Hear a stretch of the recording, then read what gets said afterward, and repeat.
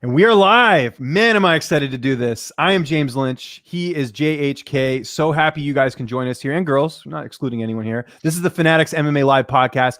This is our first episode. We're really excited about it. We might as well start there with what this show is going to be about.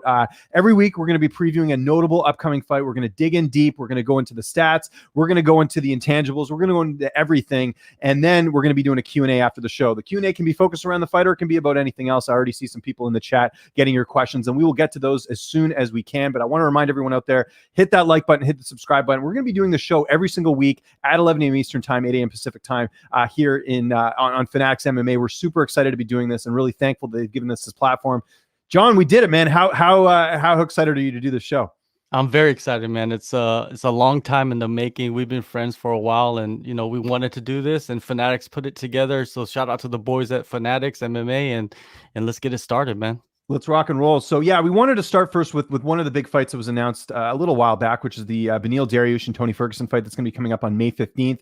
If we can get some graphics up on the screen whenever you can, producer Michael, who's awesome, by the way. Shout out to Michael for joining us here and doing the show. We'll get some stats up in here in a second, but let's talk first, John, about the matchup itself. I'm a little surprised this came together just with the fact that Ferguson's, an aging vet at this point. I figured, Dariush, up and comer, great fighter, but maybe not that type of name that Tony Ferguson you'd think would want to fight. I would figure he would want to have fought, say, a veteran that he could beat, like an Ally Quinta, who's got a bigger name, bigger profile. Just your thoughts first on the matchup itself.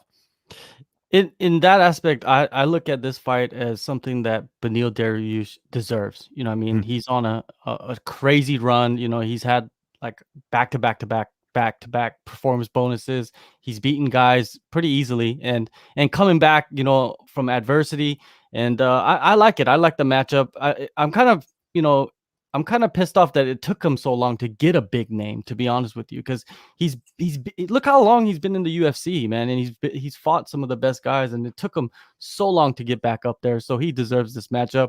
On the flip side, though, for Ferguson, yeah, I agree with you, man. Like I don't know why he decided to fight Beneil Dariush. Maybe he got painted into a corner. I have no idea. It almost sounds that way to a certain extent because, Ferguson, like I said, been fighting just notable names. You even look at before he fought, Gaethje, it was, guys like Pettis or Cerrone that had that name cachet sort of attached to it. And Dariush doesn't really fit the profile. But at the same time, when you lose fights the way he did those last two fights, it's understandable where he doesn't have as much bargaining power here. But I agree with you for Dariush.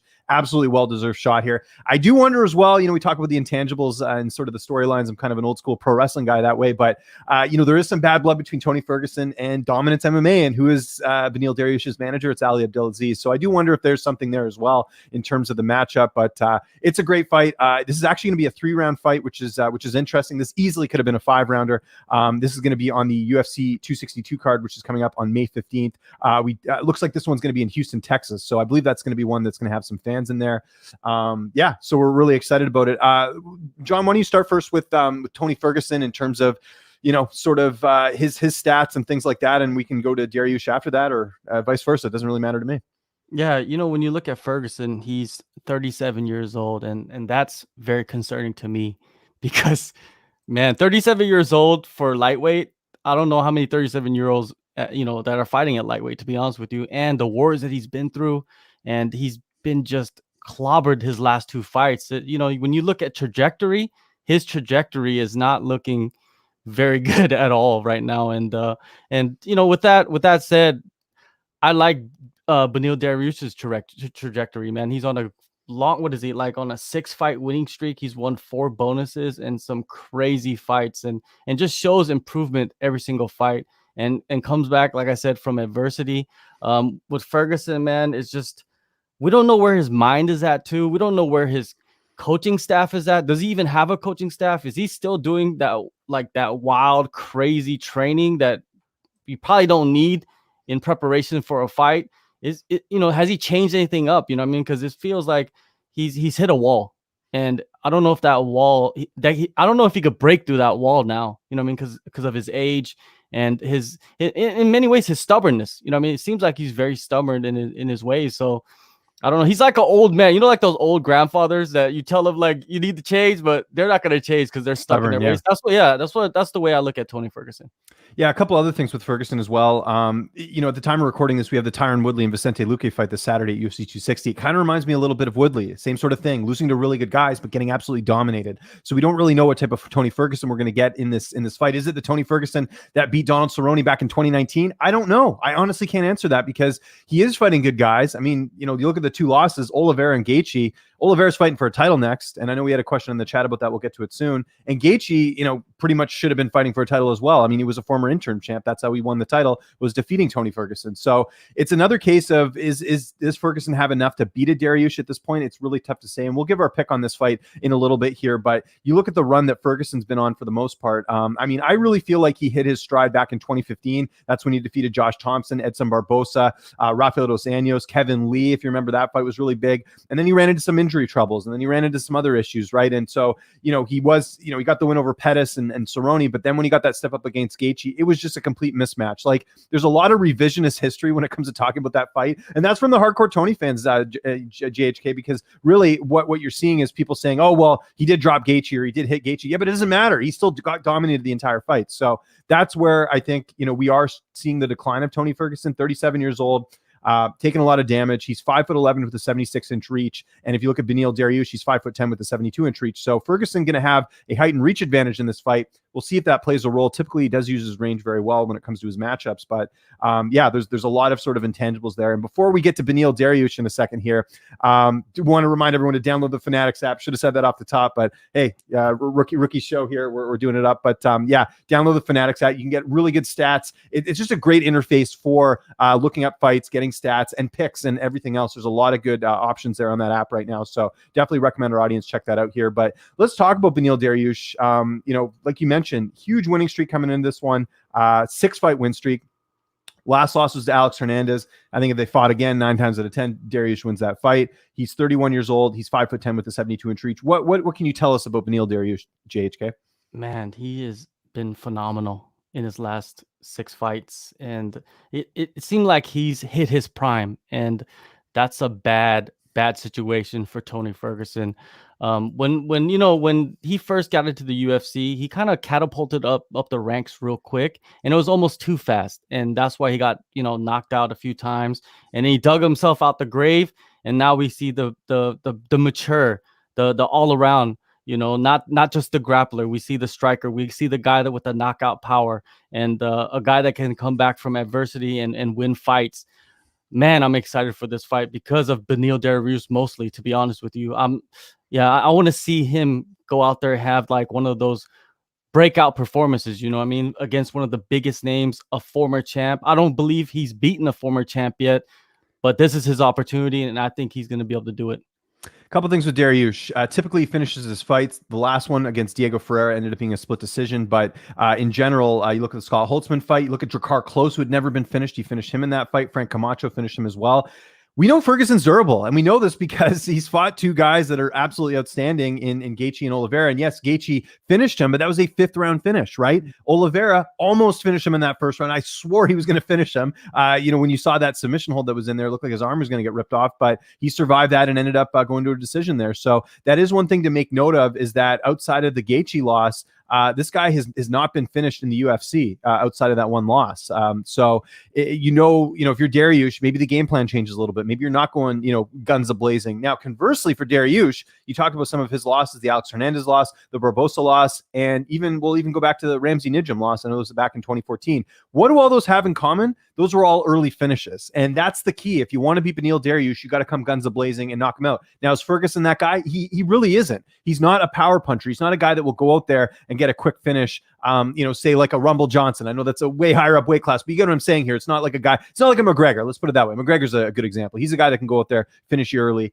Ferguson just isn't that guy. And I think as he gets older, that power anyways that he has TKO wins, but he just doesn't have that type of one-punch knockout power that we're used to. So I do wonder where the path to victory here is for Tony Ferguson in this fight. Dariush has been submitted before. I remember he had that one blemish against Michael Chiesa a couple of years ago. He got submitted in the second round. But, this guy trains with Rafael Cordero. He trains at a prestigious gym when it comes to jiu-jitsu. So I don't know if Ferguson can use his jiu-jitsu to do that. But now on the flip side, You've got a guy in Ferguson who, how do you train for someone like that? One of the things we will talk about here a little bit later is, past opponents that sort of remind them of their current opponent. And I'm trying to think of someone that Dariush has fought that's similar to Ferguson.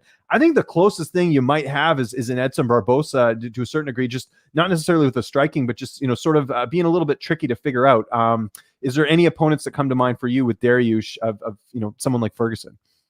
The only person that is similar to Ferguson is Oliveira. Mm-hmm. And he hasn't fought anybody that's similar to Oliveira or either Ferguson. So it's pretty basically a new matchup for him.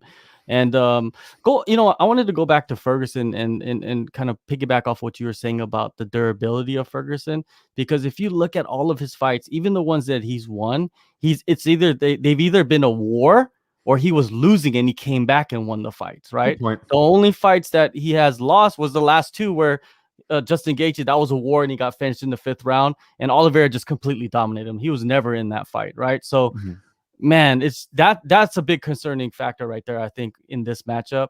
But when you talk about going back to what you were asking me about similar matchup, there is nobody similar to Tony Ferguson. Tony Ferguson is a one of a kind. Yeah, no, you're absolutely right there. One thing I will mention as well about the durability of Ferguson, I mean, we're just looking at the stats here and sort of talking about that, but when fighters get older, that durability does, it fades. We've seen it. Diego Sanchez. You look at Frankie Edgar. I mean, he just got finished in his last fight. And granted, he's fighting the killer in Corey Sandhagen. But you get what I'm saying here is that, as you get older, you can't take those punches like you used to. I mean, Chuck Liddell at the tail end of his career, he was getting knocked out almost every fight because he had taken too much damage. And Father Time, waits for no one. It doesn't matter. So that's one thing to consider too. Could Dariush finish this fight? He could. The stats tell us otherwise, but it is one thing to keep in mind that Ferguson is 37 years old. Again, before we get to our picks, we'll talk about a few more intangibles in this fight. Where does a win put either guy? We'll start first with Ferguson, John. I think with Ferguson, if he wins this fight, especially if he wins impressively, that gets him right back in the driver's seat because he's been fighting nothing but contenders here. Dariush, is he a contender? We don't know that yet. We're going to find that out in this fight. But if Ferguson can go out there and get an impressive win, especially a finish, he's right back in the driver's seat. And we're going to forget about all those things we just talked about his age and his, taking a lot of damage, because none of that matters, right? And we have seen strange things happen in MMA fights recently. One of the things I always bring up is you look at the Edson Barbosa and Dan Hooker fight. Edson Barbosa absolutely destroyed Dan Hooker in that fight. Destroyed him. It wasn't even close. It was to the point where, I mean, you could have almost stopped that fight a little bit earlier.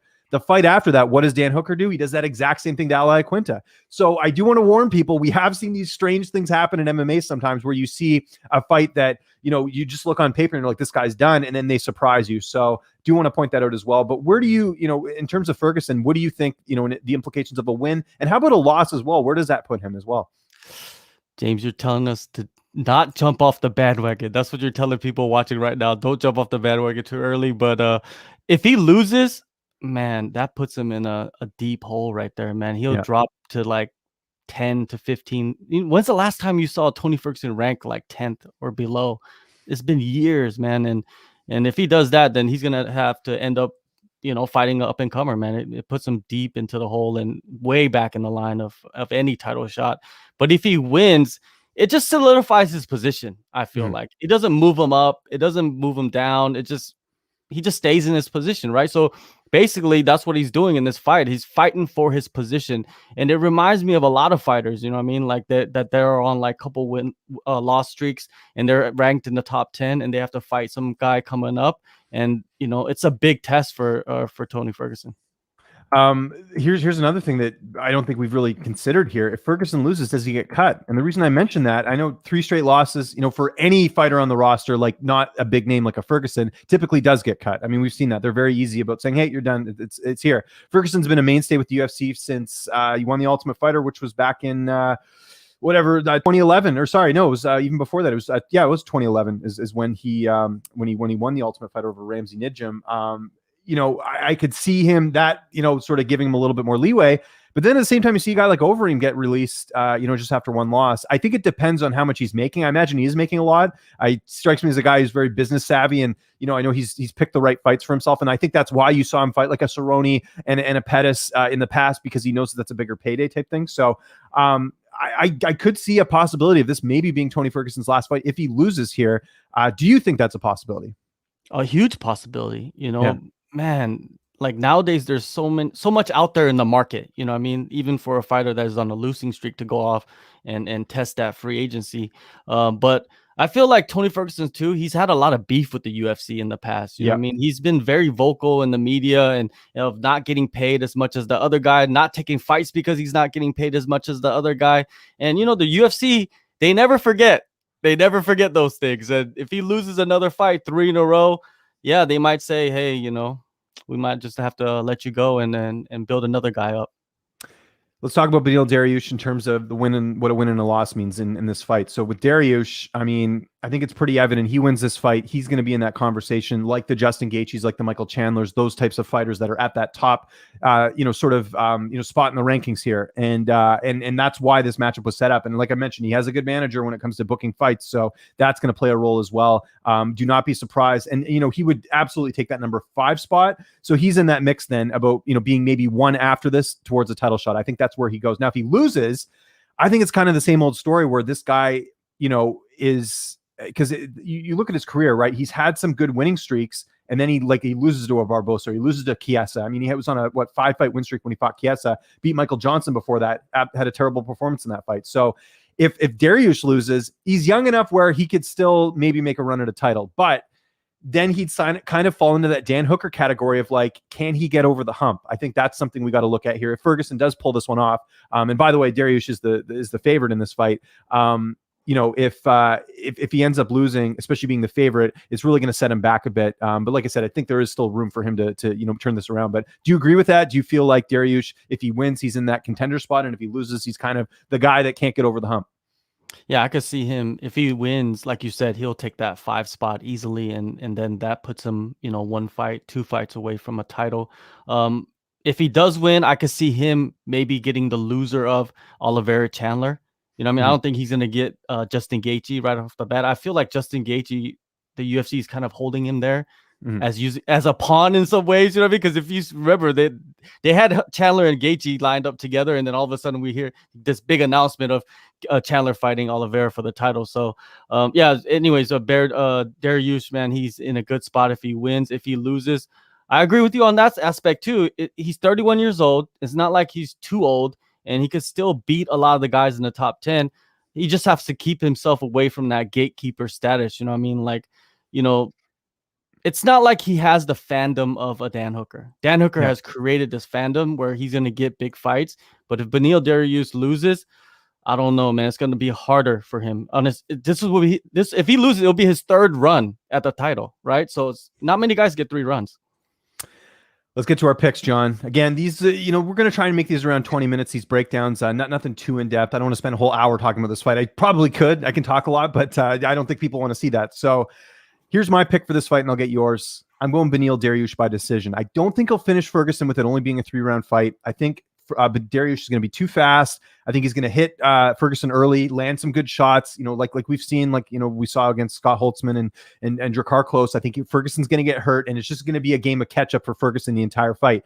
Ferguson, if he can get this to the ground, things will get very interesting. We have seen Dariush submitted, but I think in general, like I said, Dariush has really shored up his takedown defense. He shored up his jiu-jitsu as well. I think Dariush has more ways to win this fight, and I think that's why you're seeing him as the betting favorite in this fight. So I think more likely than not, Dariush gets a decision as opposed to a finish in this fight. This could be the fight where Ferguson gets finished early on. This could be it, John. I honestly can't answer that because we don't know. We don't know. I haven't been in Ferguson's camp. I haven't interviewed him yet. I'm hoping I will, but we'll see what happens. But I think in general, the safe bet, I think in this one is Dariush by decision. How are you looking at this one?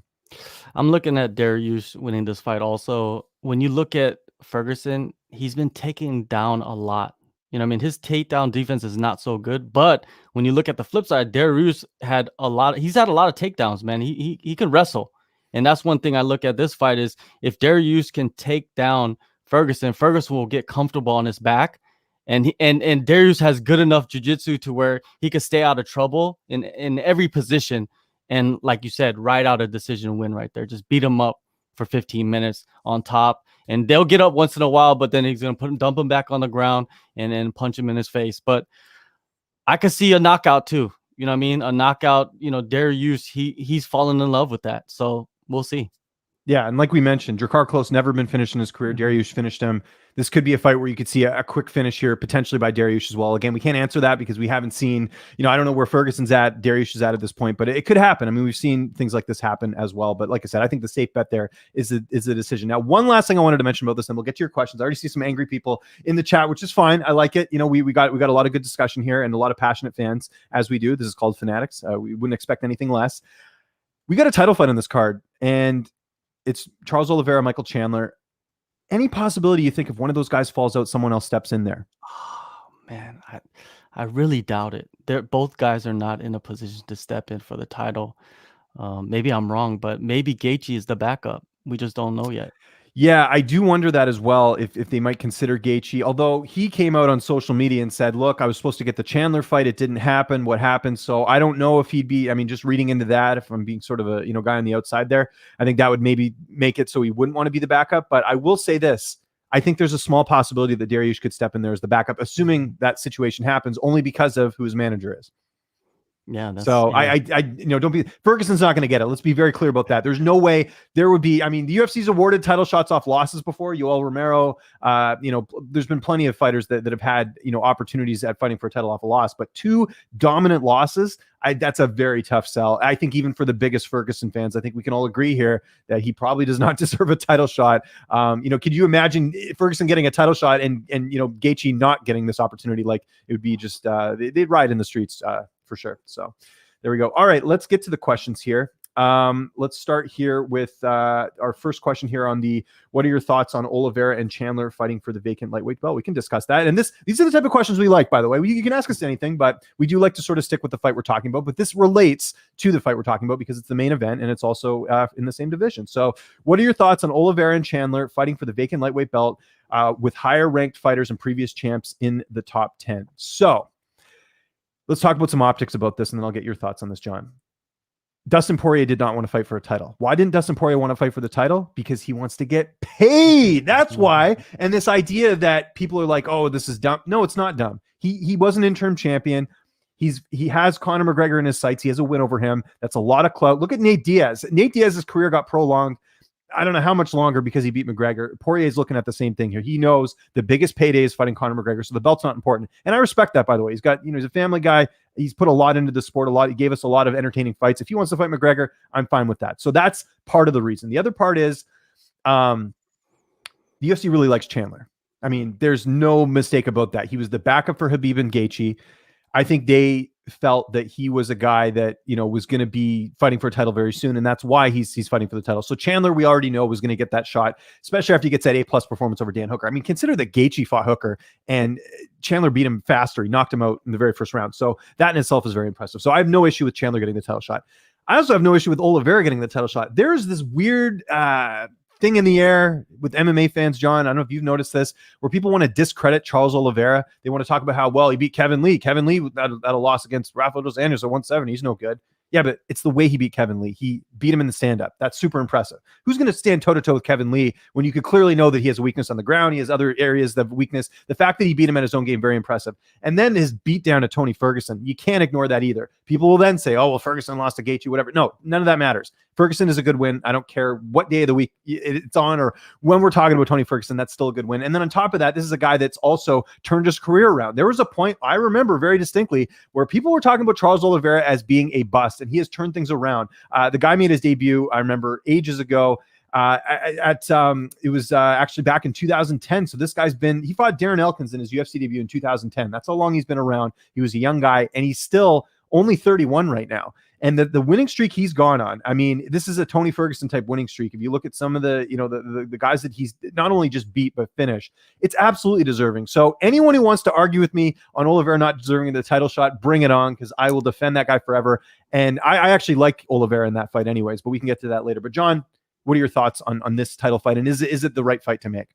It is the right fight to make. And, the reason why, like you mentioned, it was because Dustin Poirier doesn't want the title fight, and because he's already been a champion, and because he wants to make money, and Conor wants to fight him for a third time, so he's gonna wait for that. And I could see Dustin Poirier only fighting maybe that fight and another one, and he's done. So why go chase after the belt when you can make 10 times more money? So Dustin's out the picture. Gaethje, you could argue for him, but he's coming off a loss. And then you got the next two guys, Oliveira and Chandler. Chandler, he's the poster boy of MMA. I could look at him and he could go on ESPN, he could go on Oprah, he could go on Ellen and be likable. And that's what the UFC wants, a guy that they can market, and he can knock people out. And he's built, like a champion, right? So I don't see why people are tripping about Chandler getting this spot. I feel like he deserves it. He went out there and proved himself against Dan Hooker. Dan Hooker was, talking a lot, and Chandler stayed calm, and he could have let the moment take over him, but he didn't. He went out there and just blasted Hooker and took him out quick. Oliveira, what can you say about Oliveira, man? He's been killing everybody. Killing. Yeah, I know. Like, how are you going to deny the accolades, the accomplishments of Oliveira, man? He has so many records. You don't even understand, man. Like the bonuses, the submissions, man, he's on such an insane run. It's even more impressive than what Tony Ferguson did. 100%. And I think people look at the level of competition, but you got to remember, if you're fighting lesser competition and you're finishing them, that's about as good as it gets. Like, you have to count that. It can't just be like he's not squeaking out a decision win over Nick Lentz or Jared Gordon. He's finishing these guys early on. He's taking care of business. So I'm with you there, John. Give some more love to Charles Oliveira, everyone. Come on the bandwagon with the rest of us. Charlie Olives. We can get to the question from, I think it's Sigil Breaker 26. I'm going to let you handle this one a little bit more. Martin to win, Kim J. Wong. Hope I said that right. By the way, shout out to Jeremy Brand, who I know is in the chat. He interviewed Martin Wynn recently. Actually, you did as well, did you not, John? But anyways, what are the chances? You tell me. The chances are he's the underdog going into this fight. Martin Wynn's been a champ in 2 divisions, and has crazy power. He trains at Sanford MMA with one of the best teams in the world. And his striking is just more diverse. His speed, he's just faster, and you never see him get tired. And one thing about Kim Jae-woong is he gets tired, even though he can bang and he can strike, but he's just limited in his striking. And that's what's going to be his downfall, is not being able to put together unique combinations against Martin. And Martin's going to come in more calculated, because before his last fight where he lost the title, he went in there too emotional, and he learned from that. So he knows that if he loses his next fight, it's just puts him way back in line, and he wants that title, and he wants to return to that title in an impressive way.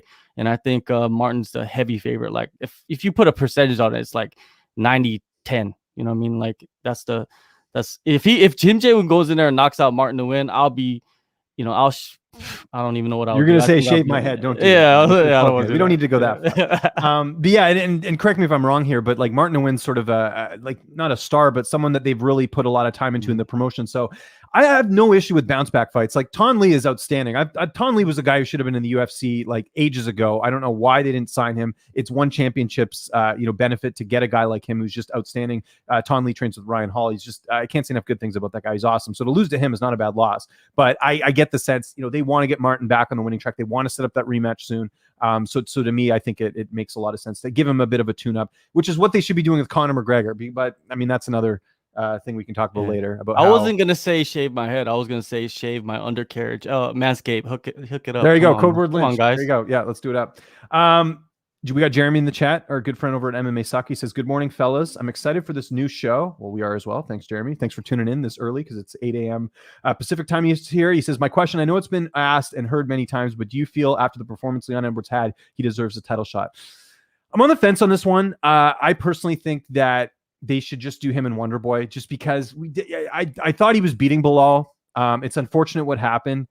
I think to be off as long as he was and to have that happen, I think that's a bit of a tough sell on giving the title shot. And I'm a Leon guy. I mean, I love interviewing the guy. I think he's maybe one of the more underrated fighters in that division. I think he gets a lot of disrespect from fans for a variety of reasons.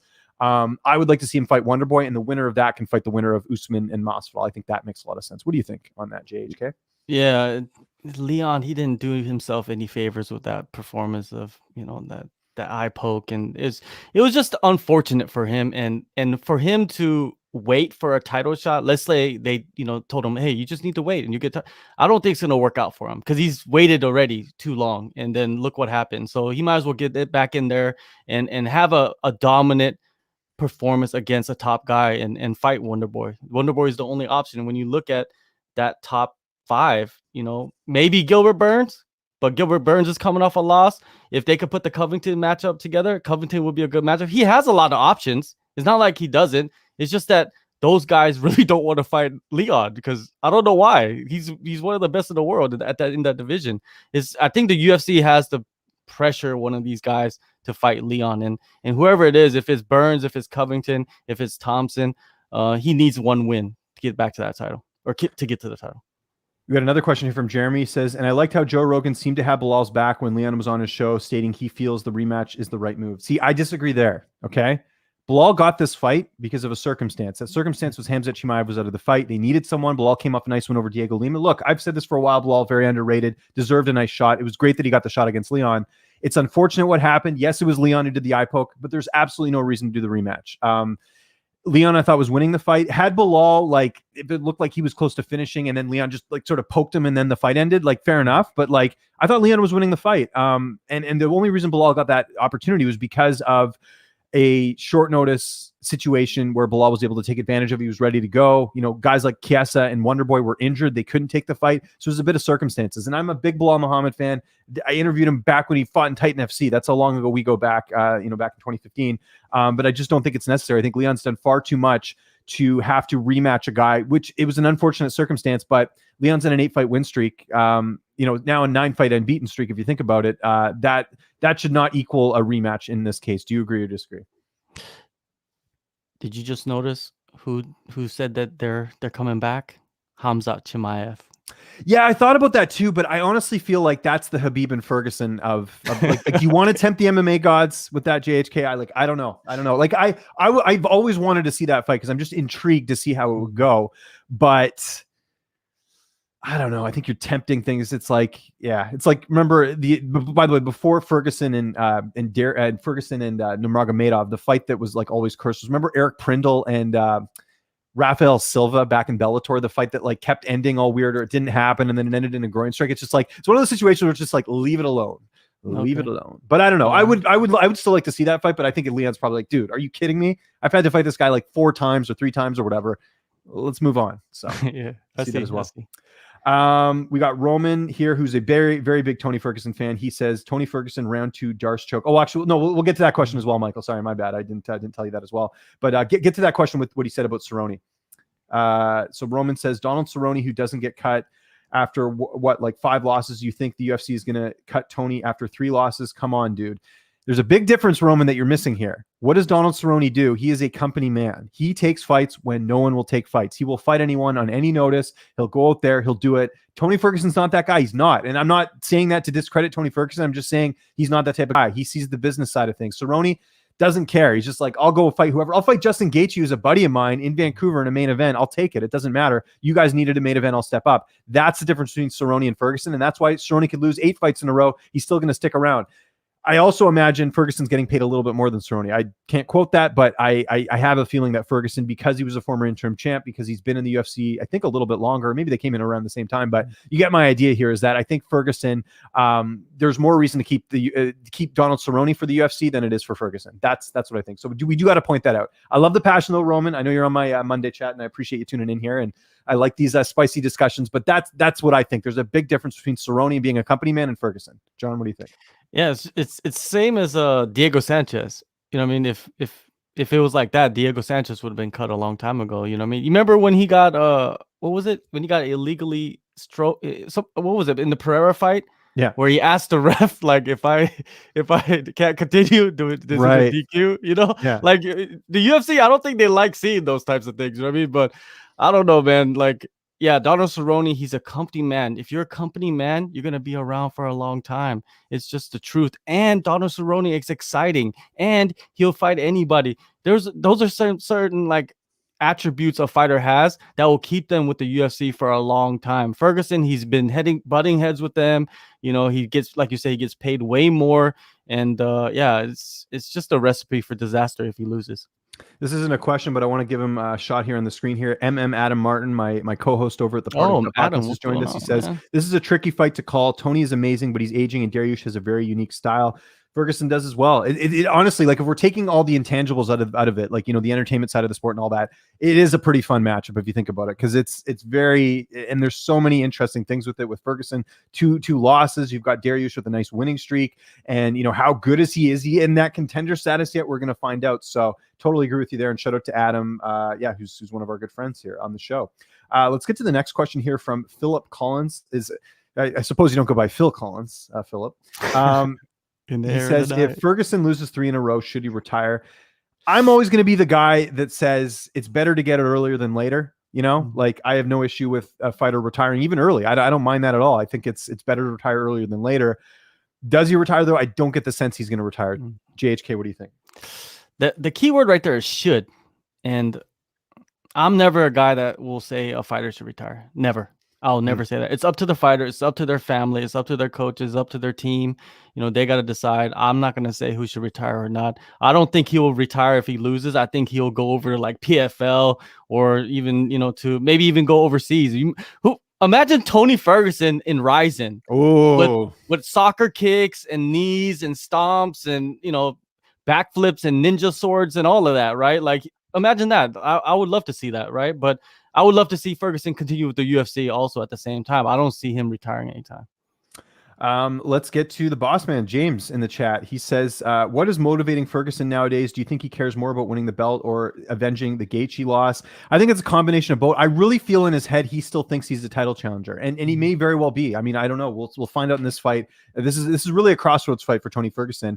I think the fact that he's training with Freddie Roach for this camp is a little bit of a sign that he still feels like he can make a run at this thing, and he's taking it very seriously. If he was content, if he was, you know, ego driven and was like, I don't need to do anything else, then that would be a different story. But the fact that he's making little changes like this, and I don't know if Freddie will help. I mean, it didn't help Aaron Pico, right? Like you never know. So it's, I mean, everyone, you know, it's different when it comes to switching camps up. But I think that I think what's motivating him is trying to get that established title. And I feel like he feels like he's been not only disrespected by the media, but also disrespected by fellow fighters. And you just see how he is on social media. I think he sort of feels that way. And the Freddie Roach thing is like, Freddie Roach is the boxing trainer. He's not an MMA coach. Like what helps with that aspect? You know what I mean? I don't see the connection there, right? I don't see guys, you don't see any guys going to boxing trainers and try to develop their striking for MMA. I think they were just taking pictures. It was like for the gram or something. I don't know, man. I don't know how extensive his training is with Freddie Roach. Let's get back to Jeremy in the chat here at MMA Saka. He says the lightweight division has always been one of the best in the UFC, and is looking a lot like years of the past, other than the top 10. Who are some of the other lightweights you're excited about in the division? I'm going to bring up, so you're saying outside other than the top 10. So you're talking like maybe top 15 here. Is there anyone that's exciting? Let's have a look here at the rankings. Yeah, it's interesting. I still am very intrigued by Gregor Gillespie. He was supposed to fight last weekend. That I know that's going to get rescheduled here pretty soon. I think there's just with his style and his overall grappling. Remember when he fought me, Yancy Medeiros? Like Yancy had nothing in that fight because Gillespie was just such a specialist at what he does. I'm intrigued by Makhachev, but I did get into a bit of an argument the other day with someone who's saying that Makhachev is on like the level of like an Oliveira. Like I'm not there yet. Great, he got that win over Dober, A+ performance, but you beat one ranked opponent. You're not with the Gaethjes and the Oliveras and all those guys yet. So I'm intrigued by him as well. Is there someone I just can't think? I wish the UFC would have like a full list of like their roster so I could kind of look down, because I'm kind of drawing a blank right now on some of the other lightweight fighters. You know what? I'll throw one out there. Grant Dawson. You know what? He didn't have the best performance on Saturday, but I like that he finished that fight. I think it's going to be very interesting seeing him at lightweight in the division, because I think that's the right weight class for him. He cut a lot of weight to get to featherweight. And he's still really young, and he's at that Glory MMA camp, which I think James Krause might be one of the best coaches in martial arts these days. So I think he's interesting as well. Is there any names in there that I said or any that I didn't mention that you're thinking about there, JHK? When I look at the top 10, and I'm not saying I don't know, like I can't really remember any prospects that are coming up, but one guy that I see in that top 15 that I feel like could be a champion in the next year is RDA. Yeah, okay. I don't know. I just feel like people are overlooking him. People are saying, people are looking at him and he's like, oh, he was a former champ. He's old. He's washed up. But man, he's sitting at number 7. And I think he could beat any of the guys 6 through 1, any of them. And he has the skills to beat all of those guys on the striking, on the ground. everything. And that's I see him as the dark horse, even though he was the champion before. I think just people are overlooking him. I think people are going to underestimate him when he gets matched up, and he's just going to start beating guys up. And by the end of the year, he's going to be in that top 5. Can you believe we're at almost 40 minutes, John, and we finally have a disagreement here? Finally, I knew it was bound to happen, but I don't think RDA ever even gets close to gold again. I think you enter that top 5, he's going to get outclassed, but that's just me. We'll see what happens, and we can reference this later, and you can talk some smack. Maybe we'll talk smack on the chat on Saturday. We got the boss man again, James, talking about Sasha Palnikov, who, by the way, I'm going to be interviewing for the first time later this evening. Really excited about that. He says if he beats Impa Kasanane in convincing fashion, how strong is the argument for him to enter the rankings?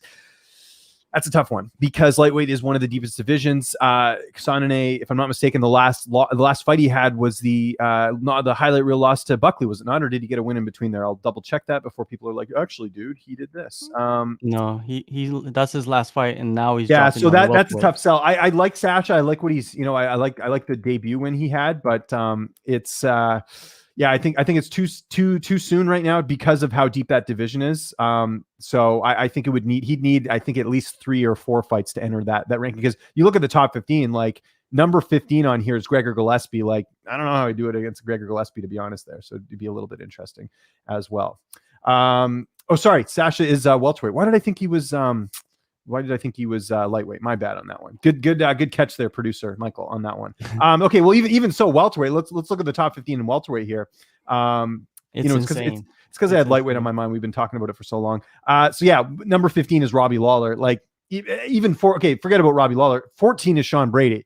I think Sean Brady has the potential to be a future champion. I really feel that way. He has looked outstanding. That last one over Jake Matthews, super impressive. I think same sort of boat. I think he needs a couple more to get in that top 15 as well. And shout out to producer Michael for getting that up as well. What do you think? Sasha, if he does beat Impa, it just, kind of gets him in this upward trajectory. It doesn't really move him up too much, because I feel like Sasha is most likely ranked higher than Impa. If you were to make a rankings in that welterweight division, Sasha, he's gonna end up probably fighting another guy, probably from the Contender Series. He's gonna need to build his record, get on like a 4-fight winning streak, and then you start calling guys out a little bit closer to the rankings. It's gonna take him a few fights. It's not, you can't go into your second fight and then think that you're gonna jump into the top 15. That's reaching for straws, man. We got Abs Talks in the chat. Good to hear from you, Abs. Hope you're well. Great job with the Brad Pickett interview. I did watch that the other day. Good stuff. He says, do you think the UFC or whoever does the rankings to start taking out fighters from the rankings that they keep saying no to fights? Seem like lately fighters are just sitting on their ranking. I don't think you can do that, because there's a lot of circumstances as to why certain guys won't take fights. I actually asked this a lot with fighters, sometimes when they have a long layoff. I was like, was there fight offers? What's happened?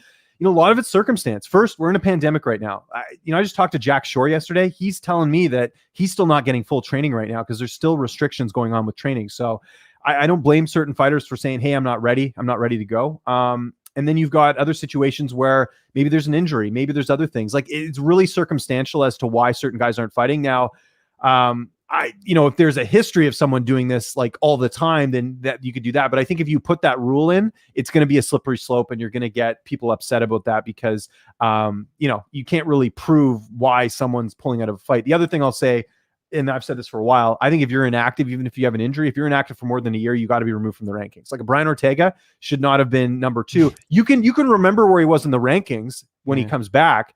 But I think there should be room for other people who are more active. And I know injuries happen, and I know it sucks, but that's just the way I feel about that. So what do you think about both those things? Yeah, if you haven't fought in a year, you definitely have to get pulled from the rankings. I also think if you lose 3 in a row, you should be pulled from the rankings. You know what I mean? You can't lose 3 in a row and be ranked in the top 15 in the world. I don't like that. I don't like that concept right there. And there's a lot of guys that have lost 3 in a row and that are still in the rankings, which blows my mind. But other than that, like you said, James, there are certain circumstances that our fighters are under. Like, some fighter, not every fighter lives in Las Vegas. Not every fighter lives in the US, so they could just fight wherever they want. It's simple for them to travel across borders. It's not, man. It's a lot of these fighters haven't fought in over a year. We forgot about them. And if you look at it, when's the last time Robbie Lawler fought? It's the Covington fight, which was what, 2019? 2019. Was it? Oh no, it was Neil Magny. It was last year. Neil Magny. Yeah, last year, and it's been a long time. And Neil Magny, since then, I think he's fought twice. Yeah, yeah, he So has. so Yeah, Robbie Lawler, it was he should August not be 2020. ranked. Yeah, Robbie Lawler shouldn't be ranked. I don't think. He's probably lost 3 in a row too, 4 in a row maybe. He's lost 4 in a row. Now, to Yeah. his credit, he was supposed to fight Mike Perry in November, but then he had an injury. So who knows? Maybe he's got a really bad injury or something. I know he's back training because actually, crazy enough, I saw a photo with him and Rory McDonald because Rory's over at Sanford now, which is crazy. What a bizarre world we live in these days.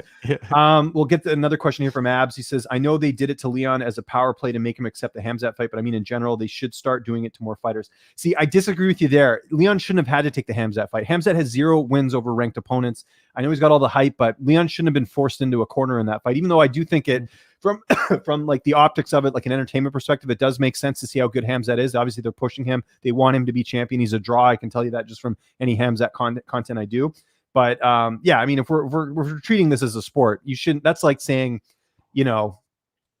I don't know, we'll use a football reference. It's like saying the Detroit Lions should just get to play the Patriots in the Super Bowl, or the Tampa Bay Buccaneers, I guess would be a more relevant example. But you get what I'm saying? Like, you can't just do that. So, I think there has to be rankings for a reason, and you have to have those to make matchups that make sense. You can't just have unranked guys taking fights like that. So I think I know what you're saying about like certain guys that are, maybe being a bit particular about who they want to fight, but at the same time, like Leon had an 8-fight win streak. Why is he fighting a guy who just made his UFC debut last year? Like, I can kind of understand it from that perspective as well. And then Abs also mentions, we'll get this last one. It's just sort of a comment here with regards to lightweight fighters. Arman Saryukin and Rafael Fiziev are very exciting on rank. I agree. I totally agree. Fiziev, especially that win over Renato Moicano, super impressive. And then now he's at Sanford. My goodness, that guy's going to be a problem for a lot of 155ers as well. Yeah. We got Roman in the chat here. He says, I have a feeling that Gaethje gets the loser of either Chandler Oliveira or McGregor Poirier. I think more likely Chandler Oliveira is kind of my thinking. What do you think about that? Yeah, I think he's going to end up becoming the backup for that fight because they're not going to be able to match him up. And if he doesn't slide in, then he'll get the loser or the winner of that fight. But, there's a lot of other fights he can take, man. But I think like these guys in the lightweight division, and people complain about this a lot, is that they just sit on their number. You know what I mean? And they're so selective, so they don't fight for so long. And where that was a problem too was in the featherweight division. A lot of guys weren't even fighting. You remember when Calvin Kattar was fighting and everybody just sat around for a year. Look at Zabit. Zabit hasn't fought in like 15 years. Nobody cares about him anymore, right? In this sport, you got to fight for people to care about you. And like Hamzat too. I think Hamzat is kind of losing his steam right now, man. Like, because he doesn't fight. I know he's sick and everything, but you could only stay away for so long until like nobody really cares. Well, then hold on, Hamzat. When did he last fight? Was it? It was in the fall, right? So I kind of give him a bit of a pass. He fought a lot last year, but I get what you're saying. I totally understand that as well. Go back to Roman here. He says, I really think Justin Gaethje is the most dangerous threat in the lightweight division. I honestly think he can beat every one of those guys. I agree with Eddie that he will be the champ for sure. Yeah, if you didn't see it on my channel, youtube.com/LynchOnSports, got a clip of Eddie Alvarez. I asked him, I said, who's the best lightweight? He says it's Justin Gaethje. And, he's fought a lot of those guys. He's fought Poirier, he's fought whoever. So for him to say that, pretty good endorsement there from the former UFC champ. But I don't know. I can't answer that. I think Gaethje is very good. I think he's shown very little weakness. I think he's really shored up his striking defense. He lost to one guy recently in Habib, and last time I checked, Habib's beaten everyone. So that may be true. I don't know. I feel like on any given night, we could see Poirier, Oliveira, Chandler win the belt.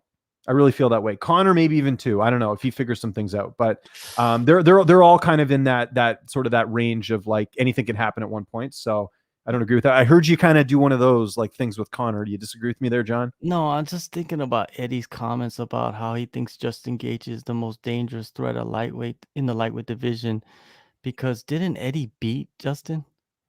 That, yes, but I don't. But honestly, like if you look at what he did to Ferguson, if you look at the run he went on, leading like even just his UFC run in general, it's been pretty impressive overall. The fights he did lose, it was a kill or be killed fight. It was the other guy got the punch and he ended up losing. So yeah, we'll see. I don't have an issue with him saying that because I really feel like it's that competitive at the top. No, I don't mind him saying that. I'm just saying like it's convenient that he picked the guy that he knocked out. And then the other guys, he didn't really mention them at all. You know what I mean? Like, I think, Dustin Poirier is probably the best lightweight right now. And like, heading into the Chandler fight or Chandler versus Hooker fight, there was a lot of questions about Chandler. And I feel like he proved that he's one of the best lightweights in the world by beating Dan Hooker. and he's up there too. I think he's like top 3. He's gonna be there. Let's get to Jeremy again in the chat. It's not a question, it's a comment, but I do want to point this out. So Jeremy, says, by the way, love the new golf shirt. So man, John, I'm taking my merch to the next level here. Check this out. So now when I go golfing, I can wear the Lynch on Sports, brand out there, which is great. Shout out to T-Shirt Elephant. They're a company out of Toronto. They make like these like Under Armour, Nike golf shirts, and you can get anything printed on them. They're a little pricey, but you know what?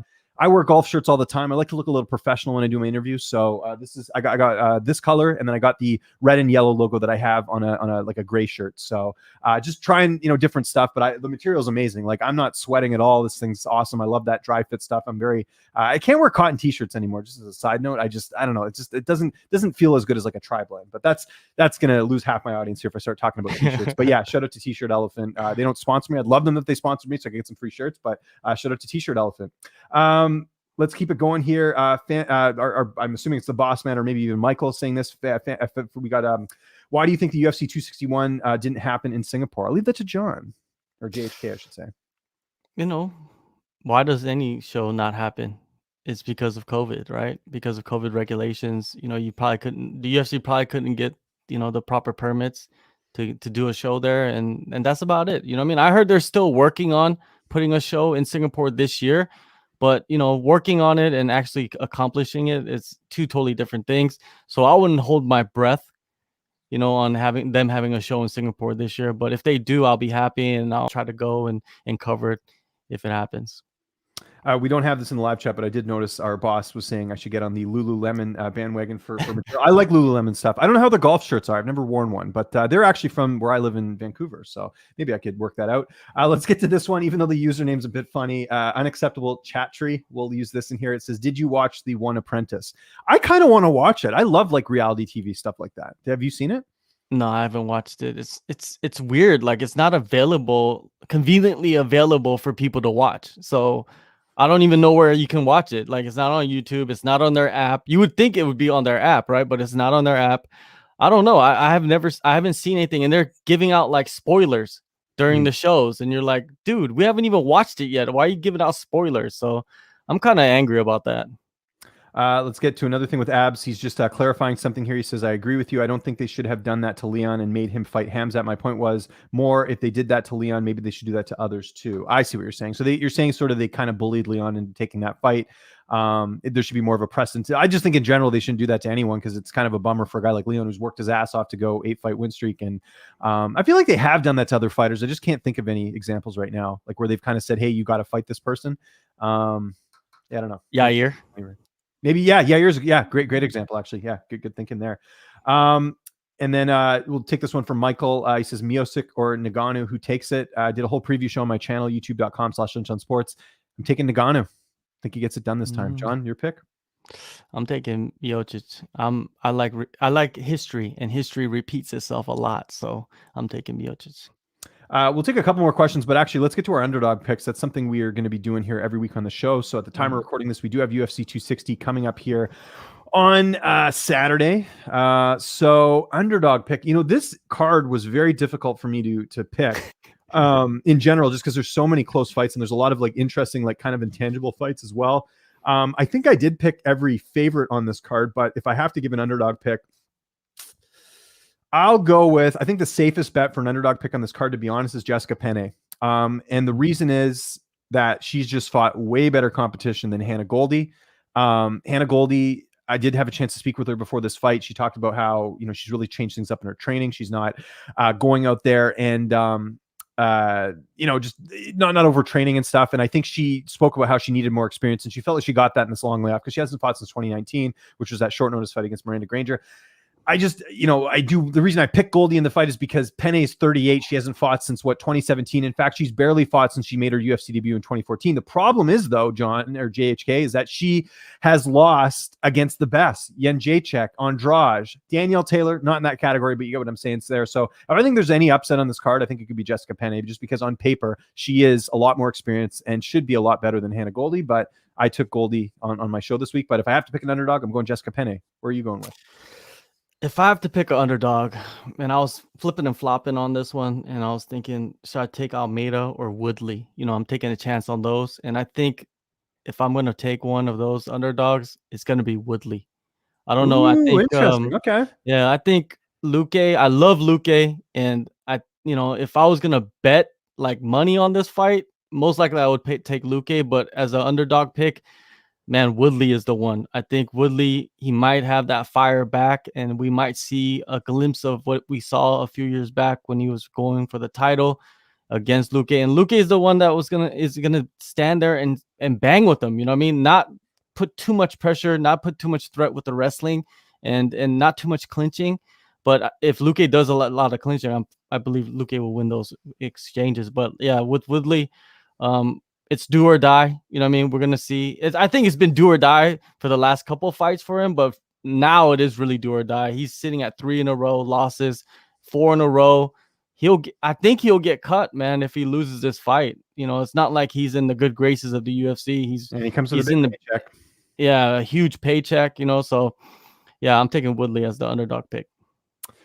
Yeah, I just it's tough, man. Like I would have said this maybe the last fight even against Colby. Like maybe this is the fight where he's gonna be. He just hasn't done that yet. And I think Luque is the guy that can bully you early on and take you out of your element. And that's sort of what his opponents have done to him.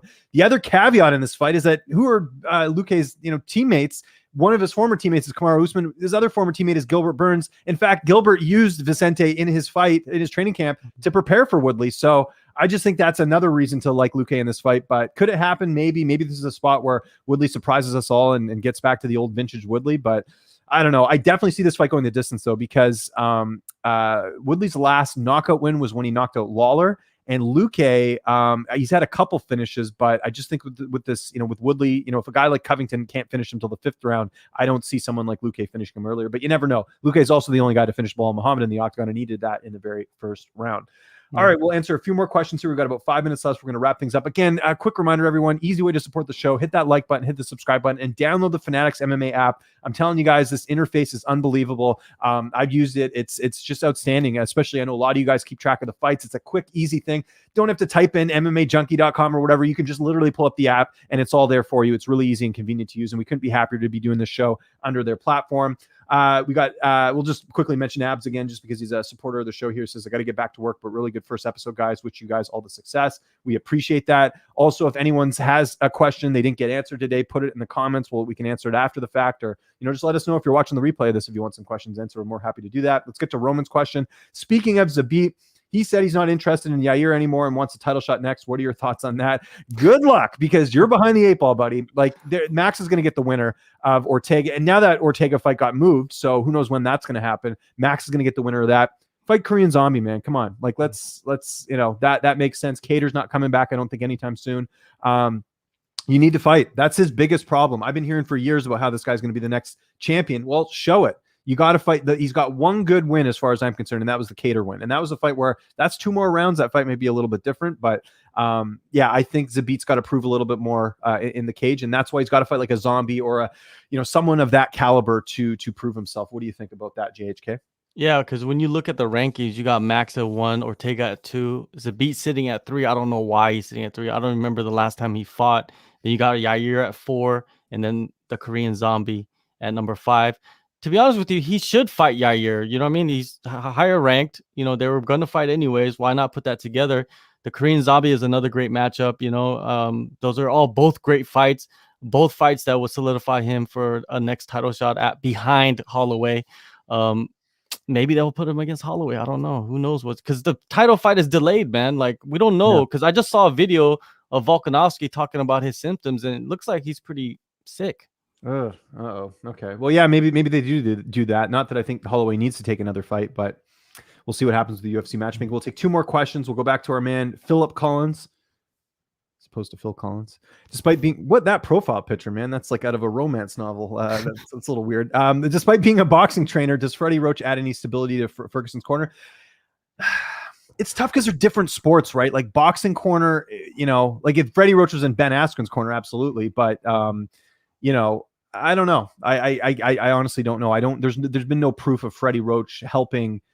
Like, I know he's worked with like GSP and a few other guys, but as far as his corner advice, I would have to say no, because I just have not seen proof that he has benefited any fighter in the cage by doing that. What do you think, John? Yeah, I don't think it's gonna help him any.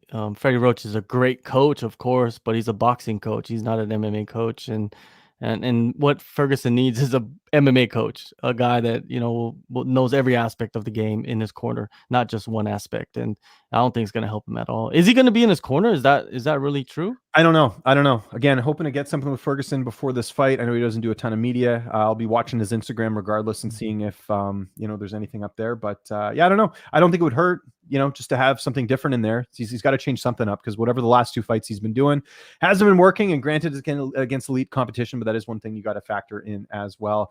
All right, I think that's it for the show today.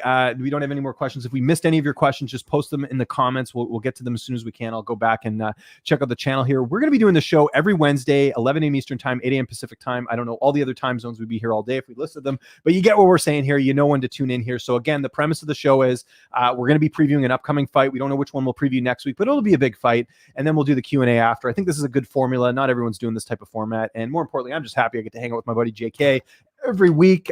You guys can check us out on Saturday. We're going to be doing a live stream of the UFC 260 pay-per-view. We'll be answering questions, doing commentary, giving us our little tidbits on the card. So check that out on my channel, youtube.com/LynchOnSports. Make sure you hit that like button, hit the subscribe button on this video. We're trying to grow this channel as fast as we can.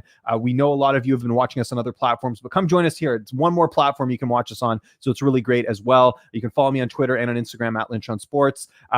JHK, where can people get a hold of you? What do you got coming up this week?